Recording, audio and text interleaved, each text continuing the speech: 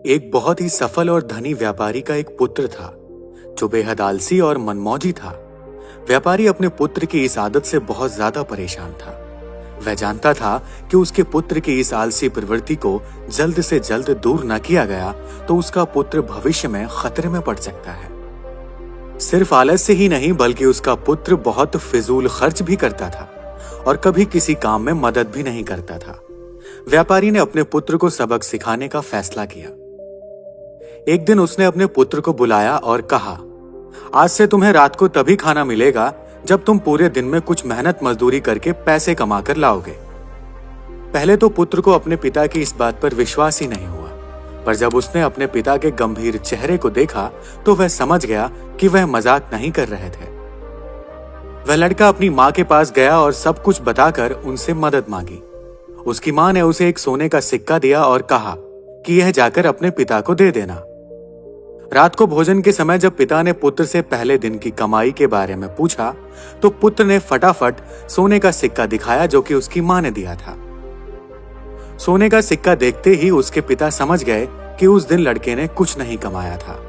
पिता ने कहा, जाओ और इसे घर के पास जो कुआं है उसमें इस सोने के सिक्के को फेंक दो। बिना किसी हिचकिचाहट के लड़के ने सोने के सिक्के को कुएं में फेंक दिया। उसके पिता को पता चल गया था कि वो सिक्का उसकी पत्नी ने दिया था, तो अगली सुबह पिता ने अपनी पत्नी को उसके माता पिता के घर भेज दिया। जब सुबह बेटा जागा तो उसे पता चला कि आज उसकी माँ उसे पैसे देने के लिए नहीं है, इसलिए वह अपने दादा के पास गया और सारी बात बताई। उसके दादा को उस पर दया आ गई और उन्होंने भी एक सोने का सिक्का उसे दे दिया। उस रात जब उसके पिता ने उससे कमाई के बारे में पूछा तो उसने फिर से सोने का सिक्का दिखाया जो कि उसके दादाजी ने उसे दिया था। उसके पिता ने उसे उस सोने के सिक्के को फिर से कुएं में फेंकने के लिए कहा। जब लड़के ने बिना किसी हिचकिचाहट के उस सोने के सिक्के को भी कुएं में फेंक दिया और खाने की मेज पर लौट आया तो उसके पिताजी को यह देखकर बहुत निराशा हुई। बाद में पिता ने दादाजी को अपनी योजना के बारे में बताया तो वह समझ गए और लड़के को पैसा न देने का वादा किया। जब लड़के को किसी से भी पैसे नहीं मिले तो वह मजबूर होकर काम की तलाश में निकल पड़ा। वह एक दुकानदार से मिला।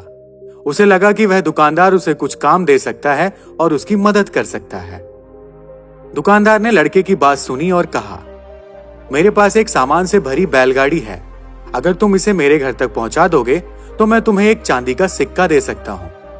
लड़का राजी हो गया और काम पर लग गया।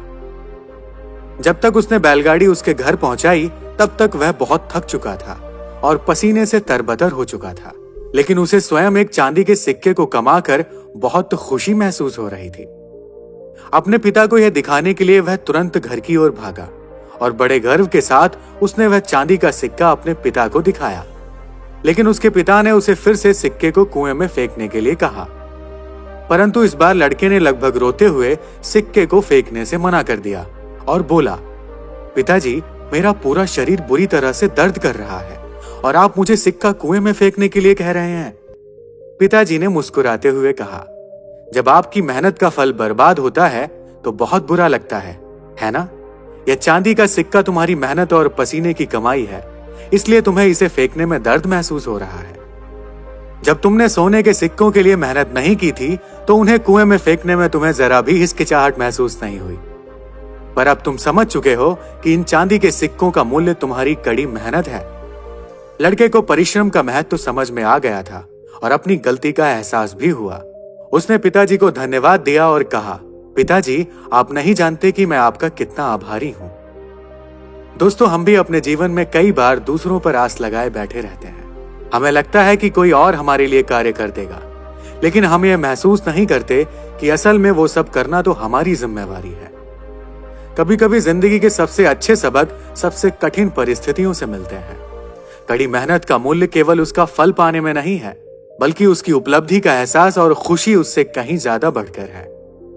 दोस्तों, हमें यह भी सीखना चाहिए कि कभी भी जो चीज हमारे पास पहले से मौजूद है उसको कभी व्यर्थ नहीं करना चाहिए। हमें जो भी मिला है उसका आदर करना चाहिए और जरूरी काम में उसका उपयोग करना चाहिए, क्योंकि जो भी हमें मिला है हो सकता है उसमें हमारी मेहनत नहीं हो, पर वो किसी न किसी का परिश्रम जरूर है। तो कभी भी किसी की कमाई को व्यर्थ नहीं करना चाहिए। दोस्तों, आशा करते हैं कि आपको यह वीडियो बहुत पसंद आई होगी। अगर आपको यह वीडियो पसंद आई हो तो इसे अपने दोस्तों के साथ शेयर करिए और ऐसे ही मोटिवेशनल वीडियो को देखने के लिए आप हमारे चैनल को सब्सक्राइब कीजिए। मिलते हैं ऐसे ही अगले वीडियो में, तब तक के लिए धन्यवाद।